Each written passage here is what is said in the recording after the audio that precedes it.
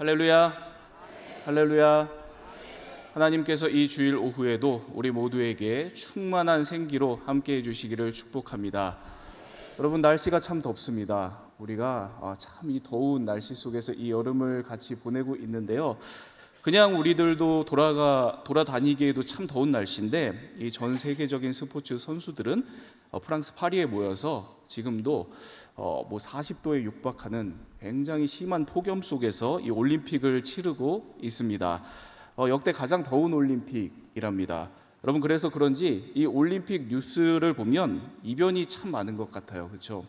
한 종목에서 세계 순위 1위인 선수, 몇 번이나 이 우승을 했었던 1위를 했었던 이 선수가 일찌감치 탈락을 하는 일들이 있고, 그리고 반대로 그렇게 주목받지 못했던 선수가 세계 순위에서도 이제 한참 아래에 있는 그런 선수가 이 대단한 모습을 이 경기 동안 보여주는 그런 것도 우리들이 지금 목격하고 있습니다. 여러분, 이 올림픽을 처음 만들었던 사람이 이 쿠베르탱이라고 하는 사람이거든요. 이 쿠베르탱이 올림픽을 처음 만들었을 때 바로 이와 같은 지금 얘기한 이 스포츠의 특징을 잘 알고 있었습니다.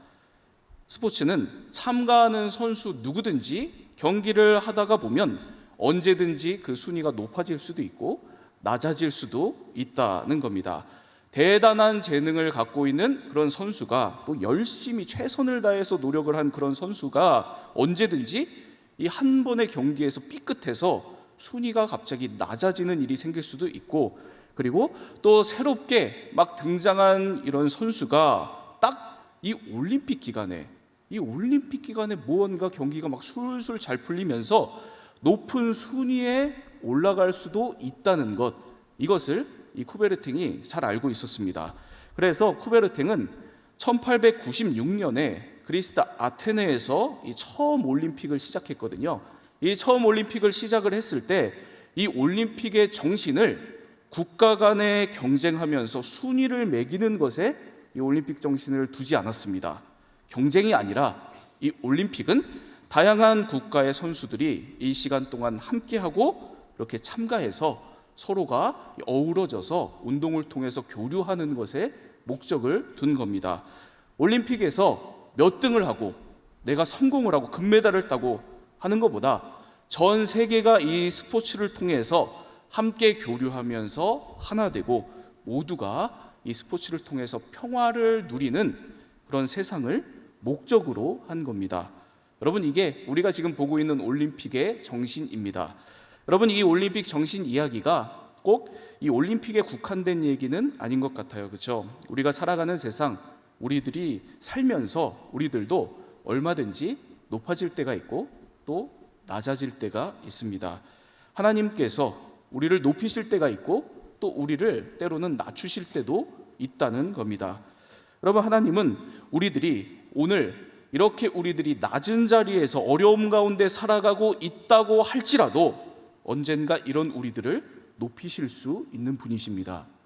그리고 반대로 지금 우리들이 높은 자리에서 많은 것을 누리면서 그렇게 살아가고 있다고 할지라도 우리 하나님은 언젠가 그런 우리들을 낮추실 수 있는 분이십니다. 여러분, 그러니까 이 높아질 수도 있고 낮아질 수도 있는 이 세상, 경쟁과 성공을 쫓기보다는 이 모든 것을 주관하고 다스리시는 하나님만을 의지하고 하나님의 뜻으로 살아가는 우리 모두가 다 되기를 축복합니다. 하나님은 언제든지 나를 높이기도 하시고 낮추기도 하시는 그런 분이시다. 나는 그런 하나님의 사람이다. 이런 나를 하나님께서 오늘도 다스리실 것이다. 바로 이와 같은 분명한 믿음을 가지고 하나님의 뜻을 오늘도 이루며 살아가는 저와 여러분, 우리 모두가 다 되기를 축복합니다. 여러분, 이렇게 하나님께서 우리를 높이실 때가 있고 또 낮추실 때가 있어요. 그런데 그 두 가지 상황 중에서 오늘 말씀은 하나님께서 우리를 낮추실 때, 하나님이 우리를 낮추실 때 우리가 그럴 때 어떻게 대처하면서 살아야 되는지에 대해서 잘 알려주는 그런 말씀입니다. 오늘 본문 말씀에는 높은 위치에 있다가 이제 막 낮아지기 시작한 두 사람이 등장을 하거든요. 그 두 사람은 바로 이스라엘의 왕이었던 사울과 그 아들 왕자 요나단입니다. 여러분, 사울과 요나단은 지금 어떤 상황 가운데 있었냐면 부하였던 다윗이 저 블레셋의 대단했던 장수 골리앗을 쓰러뜨립니다. 그러면서 이 다윗이 백성들로부터 어마어마한 인기를 얻기 시작을 한 거예요. 계속해서 다윗의 인기가 높아지기 시작을 한 겁니다.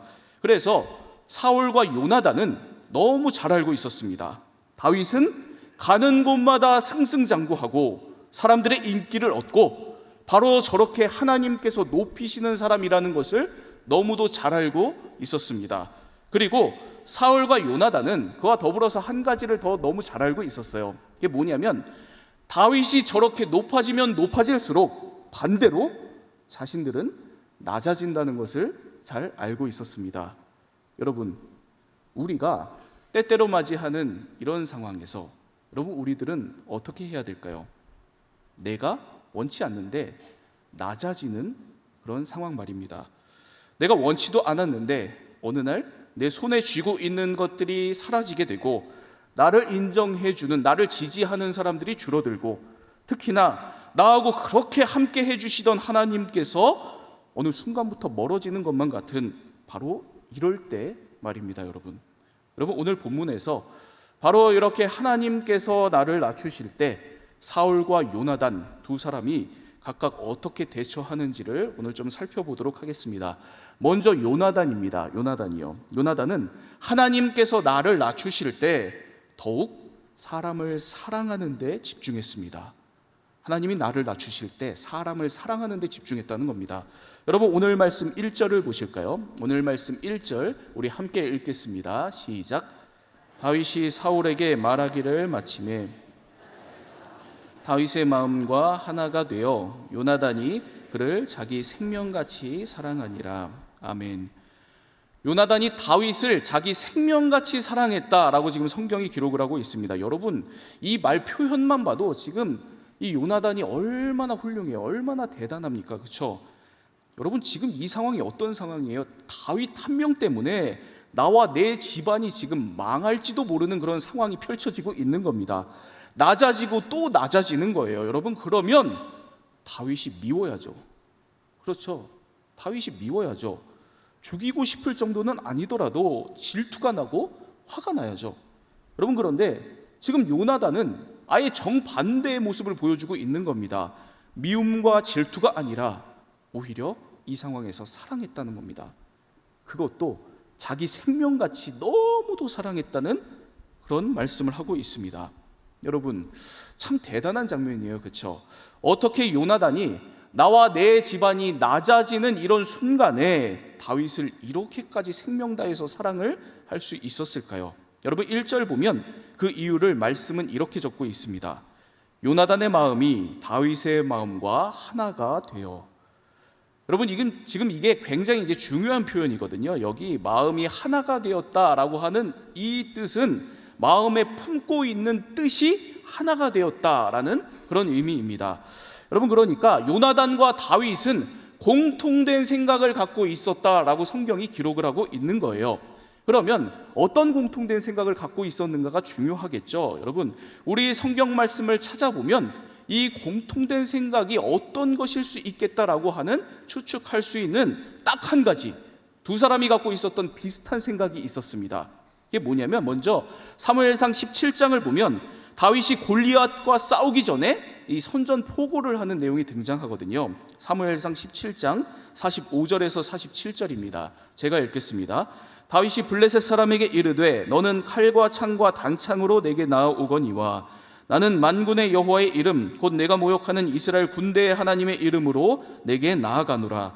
오늘 여호와께서 너를 내 손에 넘기시리니 내가 너를 쳐서 내 목을 베고 블레셋 군대의 시체를 오늘 공중의 새와 땅의 들짐승에게 주어 온 땅으로 이스라엘에 하나님이 계신 줄 알게 하겠고 또 여호와의 구원하심이 칼과 창에 있지 아니함을 이 무리에게 알게 하리라. 전쟁은 여호와께 속한 것인즉 그가 너희를 우리 손에 넘기시리라. 아멘. 여러분, 이 말씀 보면 지금 다윗이 골리앗 앞에서 선전포고를 하는 겁니다. 나는 만군의 여호와의 이름으로 지금 너에게 나아간다. 여호와께서 그래서 오늘 너를 내 손에 넘기실 것이다. 이러면서 이 전쟁은 하나님이 주도하신다. 하나님께서 승리하게 하실 것이다. 바로 이렇게 이 전쟁의 주관자가 살아계신 여호와 하나님이시라는 것을 이 다윗이 분명한 생각을 갖고 분명한 믿음을 갖고 있는 것을 우리가 볼 수 있습니다. 여러분, 다윗의 이 생각이 요나단도 마찬가지였거든요. 사무엘상 14장을 보면 요나단이 부하 한 명이랑 단 둘이 블레셋 적진으로 쳐들어가기 전에 이 자기 부하에게 하는 이 대화 장면이 등장을 합니다. 사무엘상 14장 6절입니다. 제가 읽겠습니다. 요나단이 자기의 무기를 든 소년에게 이르되 우리가 이 할례 받지 않은 자들에게로 건너가자. 여호와께서 우리를 위하여 일하실까 하노라. 여호와의 구원은 사람이 많고 적음에 달리지 아니하였느니라. 아멘. 요나단이 블레셋 적진에 단둘이 쳐들어가면서 이렇게 고백을 하는 겁니다. 여호와께서 우리를 위해서 일하실 것이다. 여호와의 구원은 사람의 많고 적음에 결코 달리지 아니하였다. 여러분, 그러니까 요나단도 생각하기를 이 전쟁은 하나님께 속한 전쟁이라는 겁니다. 하나님께서 그러니까 승리하게 하실 것이라는 거예요. 여러분, 이렇게 요나단도 이 전쟁의 주관자가 살아계신 하나님이시라는 이 분명한 생각을 갖고 있었던 겁니다. 여러분, 바로 이 뜻에 두 사람은 하나였습니다. 동일한 생각을 갖고 있었어요. 하나님께서 오늘도 내 인생을 다스리신다. 하나님께서 내 앞에 펼쳐진 내 인생의 이 모든 싸움, 전쟁들을 다스리시고 하나님을 붙들고 나아가는 인생을 승리하게 하신다.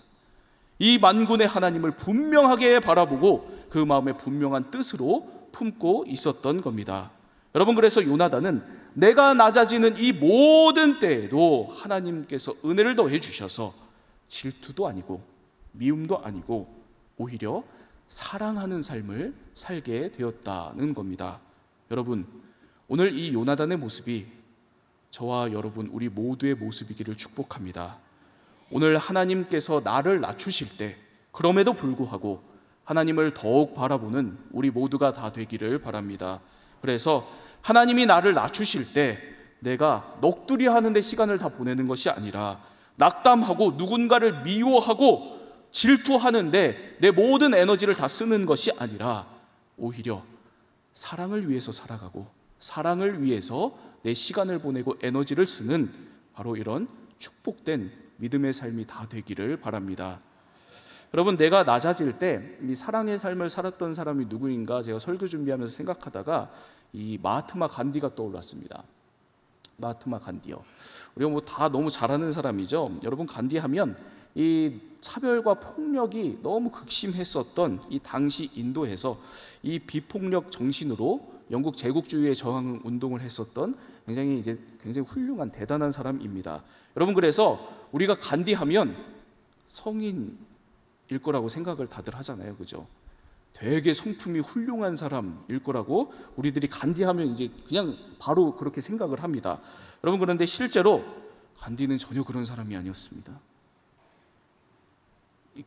네, 간디 스스로가 한 말이에요. 간디 자신의 증언에 의하면 이 간디는 어린 시절부터 자신이 평생에 걸쳐서 겪었던 이 차별 때문에 늘 그 마음속에 상처가 굉장히 많고 그래서 늘 화가 많았대요. 늘 화를 내면서 살았던 그런 사람이 자기였다고 이 간디가 그렇게 고백을 했습니다. 여러분, 우리처럼 간디도 화가 많은 사람이었다는 거예요. 그래서 여러분, 간디가 이 결혼을 했는데 결혼을 하고 어땠을까요? 결혼 생활이 여러분 굉장히 좋지 않았답니다. 위로가 되시나요? 네. 결혼하고 나서도 이 분노 조절 장애가 있나 그런 싶을 정도로 신혼 초기에 아내랑 그렇게도 많이 싸웠대요. 그런데 여러분, 그게 뭐 그냥 이렇게 부부싸움 이렇게 서로 싸운 게 아니라 일방적인 싸움인 거죠. 간디가 계속 화를 내고 뭐 그랬던 싸움인 겁니다. 그런데 놀라운 것은 그렇게 간디가 이 부부 관계 속에서 화를 낼 때마다 간디의 아내가 그걸 같은 분노로 맞대응하지 않았대요. 그걸 다 받아주고 차분하게 배려와 사랑으로 대응을 하더랍니다. 그러니까 부부싸움이 더 큰 갈등으로 번지지 않고 가라앉아서 해결이 되는 것을 이 간디가 경험을 한 겁니다. 그러다 보니까 이 경험을 몇 번을 반복을 하니까 간디가 어느 날 이거구나 라는 생각이 들더래요. 아내처럼 나도 내가 차별받아서 늘 내 마음과 내 모든 자존심, 이 모든 것들이 낮아지는 그 모든 순간마다 생기는 이 분노 에너지를 나도 사랑 에너지로 바꿔야 되겠다라는 생각을 한 겁니다. 그래서 차별받고 계속 낮아지기만 하는 그 인도 땅에서 이 간디가 화가 나고 미움이 일어날 때마다 뭘 하냐면 자기 아내처럼 차분하게 사랑으로 대응을 하기 위해서 집에 틀어박혀서 앉아가지고 매일 물레를 돌렸답니다. 네, 물레를. 여러분, 그래서 보통 이제 간디의 그림이나 사진을 보면 늘 옆에 저 물레가 있어요. 예, 그래서 물레가 있는 거거든요. 굉장히 이제 상징적으로 이 물레가 간디에게 중요한 것이기 때문에 저렇게 꼭 같이 등장을 합니다. 여러분, 왜 물레였냐면 이 당시에 영국이 인도의 이 모든 옷감을 생산하는 이 공장들을 이 영국이 다 지배를 했대요. 다 지배했답니다. 그래서 지배를 하면서 인도 국민들을 데려다가 정말 그 값싼 노동력으로 이 옷감을 만들어 가지고 그 옷감 만든 걸 어디다 팔겠어요? 다시 그 인도 국민들한테 그 옷감을 팔았는데 값싼 노동력으로 그렇게 만든 그 옷감을 굉장히 비싼 가격에 팔았답니다. 여러분, 그래서 인도 사람들이 일은 일대로 했는데 옷을 제대로 입지 못하면서 사는 겁니다. 넉마를 걸치고 살았답니다. 그래서 간디가 화가 날 때마다 직접 집에 틀어박혀 앉아서 매일 물레를 돌리고 또 물레를 돌려서 옷을 만든 겁니다. 그래서 이웃에게 나눠준 거예요. 차별받고 낮아질 때마다 물레를 돌리면서 마음을 가라앉히고 분노 에너지가 사랑 에너지로 바뀔 때까지 물레를 돌리고 또 돌려서 그렇게 사랑을 실천했던 겁니다. 그래서 간디가 이 인도 독립운동에 큰 영향을 끼치게 됩니다. 여러분, 간디가 차별받고 낮아질 때마다 물레를 붙들었던 것처럼 하나님께서 저와 여러분 우리 모두의 물레가 되어주시기를 바랍니다. 내가 낮아질 때, 우리가 낮아질 때 하나님을 붙드는 우리 모두가 되기를 바랍니다. 하나님 앞에 나아가는 저와 여러분 우리 모두가 되기를 바랍니다. 그래서 우리가 나아갈 때마다, 하나님을 붙들 때마다 하나님께서 우리의 그 모든 분노 에너지, 그 모든 미움 에너지, 그 모든 것들을 사랑으로 바꾸어 주시는 은혜가 우리 모두에게 있기를 축복합니다. 그래서 하나님께서 나를 낮추실 때 더욱 사랑의 삶을 살아가는 저와 여러분 우리 모두가 다 되기를 축복합니다. 여러분, 그러면 이제 하나님께서 나를 낮추실 때 사울 왕은 어떻게 반응했는지 보도록 하겠습니다. 오늘 말씀 8절과 9절입니다. 오늘 말씀 8절과 9절을 우리 함께 읽겠습니다. 시작. 다윗에게는 만만을 돌리고 내게는 천천만 돌리니 그가 더 얻을 것이 나라 말고 무엇이냐 하고 그날 후로 사울이 다윗을 주목하였더라. 아멘. 하나님께서 나를 낮추실 때 여러분, 요나단은 하나님께 집중하고 사랑하는 삶을 살았습니다. 여러분, 그런데 아버지 사울은 전혀 그렇지 못한 모습을 보여주고 있는 거예요. 심히 화를 냈습니다. 극심하게 분노를 표출했다는 겁니다. 이 분노에 사로잡힌 거예요, 여러분. 그리고 그날 후로 다윗을 죽이려고 계속해서 주목해서 관찰했습니다, 다윗을. 여러분, 사울이 이때부터 자기 인생에 남은 모든 시간을 다윗을 미워하고 죽이려고 하는데 온통 다 자기 인생을 허비합니다. 여러분, 왜 이렇게 사울이 화가 나고 다윗을 죽이려고 자기 인생을 다 허비해가면서 그렇게 집착을 하는가? 여러분, 8절을 보면 그 이유가 이렇게 나오거든요. 사울이 그 말에 불쾌하여 심히 노하여 이르되, 여기 그 말은 이 이스라엘 백성들이 사울이 죽인 자는 천천히지만 다윗은 만만이다 하면서 이 다윗을 더 높이는 그 말이 이 사울을 불쾌하게 만들었다는 겁니다. 여러분, 굉장히 중요한 표현이죠. 여러분, 내가 낮아질 때 요나단은 하나님을 바라봤습니다. 그런데 여러분, 지금 사울은 내가 낮아질 때 뭘 보고 있어요? 사람의 말을 보고 있습니다. 사람을 신경 쓰고 있습니다. 여러분, 심지어 여기 불쾌했다라고 하는 그 말은 그냥 기분 나쁜 정도를 표현하는 이 히브리어 말이 아니에요. 히브리어 원어로 이 마음이 심하게 상하고 깨져버린 상태를 의미하는 그런 말입니다. 여러분, 이 정도로 지금 사울은 사람의 말이 너무 중요했던 겁니다. 사람의 평가가 너무 중요했던 거예요. 사람들로부터 얻는 인기가 너무 중요했던 겁니다. 하나님보다요. 하나님보다. 여러분, 그러다 보니까 하나님이 나를 낮추셔서 힘든 게 아닙니다. 자기 스스로 자기 자신의 인생을 망치고 정말 너무도 힘든 길로 가게 됩니다. 남은 인생을 온통 분노와 미움과 질투로만 살다가 아주 비참한 인생의 결말을 맞이하게 됩니다. 여러분, 하나님이 나를 낮추실 때 하나님께 더욱 집중하는 우리 모두가 되기를 바랍니다. 부디 사울처럼 하나님 나를 낮추실 때 사람의 말에 더욱 신경 쓰고 내 감정과 욕망에 집착하면서 내가 나를 망가뜨리는 길로 가지 마시기를 바랍니다. 끝까지 하나님을 바라보고 사랑의 삶을 살아가는 우리 모두가 다 되기를 바랍니다. 그러면 하나님께서는 그런 우리의 삶을 책임져 주시고 돌보아 주시고 끝까지 인도해 주실 것입니다.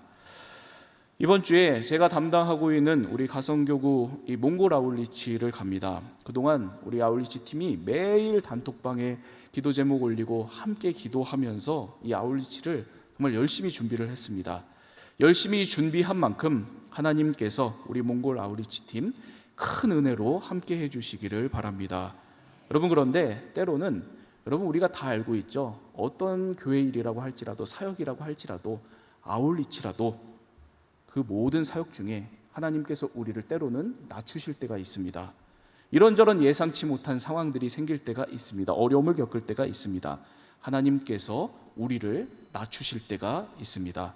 그렇게 하나님께서 우리를 낮추실 때 더욱 하나님을 바라보면서 사랑으로 나아가는 우리 몽골 아울리치 팀 다 되기를 축복합니다.